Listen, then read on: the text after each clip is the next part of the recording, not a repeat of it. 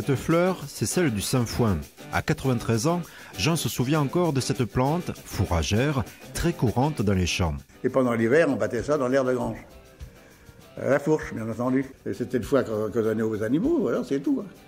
Il y en avait partout? Oh ben partout, oui. Vous savez, la plaine était belle, hein. Elle était belle parce qu'elle était bien rose, la couleur des fleurs du sainfoin. Et ben parce que c'était bon pour les choses, ça croquait, ils aimaient bien ce foin-là. C'était des vertus contre les vers, contre les maladies. On avait moins de problèmes avec du sainfoin qu'avec, par exemple, des luzernes. Il y avait 2-3 ruches, comme il y avait une dizaine de poules et puis un cochon pour... C'était ça. Une plante robuste, favorable pour la bonne santé animale en luttant contre le parasitisme et qui permet d'obtenir du miel.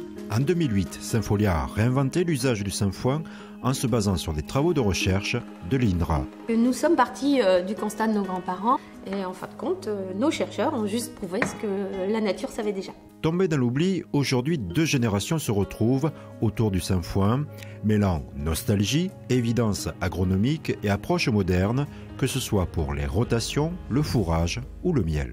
Les avoines se met fin mars et derrière on se met de sainfoin quand un coup de gélière, ça du coup de rouleau. Alors ça, les agriculteurs bio, ils font ça. Ouais. Ceux qu'on a été voir là, sur les plateaux en Haute-Marne, ils sèment ça comme ça. Ouais, encore comme nous dans le temps. Ouais. Ouais, comme ils n'ont pas de moyens de désherbage, donc ils font ça, voilà. comme ça. Aujourd'hui, chez Saint-Folia Mutifolia, nous exploitons toute la plante entière, à la fois les feuilles, la tige et les fleurs, et en produisant un granulé déshydraté qui va avoir plusieurs applications, notamment une application en nutrition animale, sur l'aspect alicament, sur l'aspect de nourrir mieux les animaux, notamment les chèvres et les brebis. Alors pour le miel, il s'avère que là aussi, à l'époque, apparemment, dans toutes les fermes, on avait 2-3 ruches, mais c'était des ruches de village, des ruches qui produisaient du miel toutes fleurs.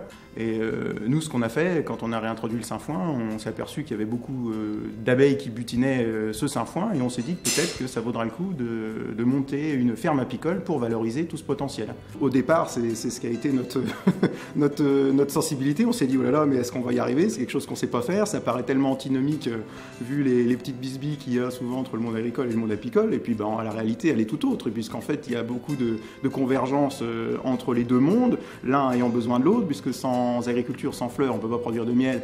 Et bon, pour le sainfoin, en l'occurrence, pour la multiplication de semences, s'il n'y a pas d'insectes pollinisateurs, on ne produit pas de semences, donc on a quand même des intérêts en commun. Et ça participe aussi d'une vision nouvelle de l'agriculture où on n'est pas les uns contre les autres, mais on est les uns avec les autres, et chacun, avec ses talents et ses possibilités, peut faire avancer ce monde agricole qui en a bien besoin. Mêler le bon sens paysan, la recherche scientifique et agronomique prend une forme concrète grâce au miel de sainfoin.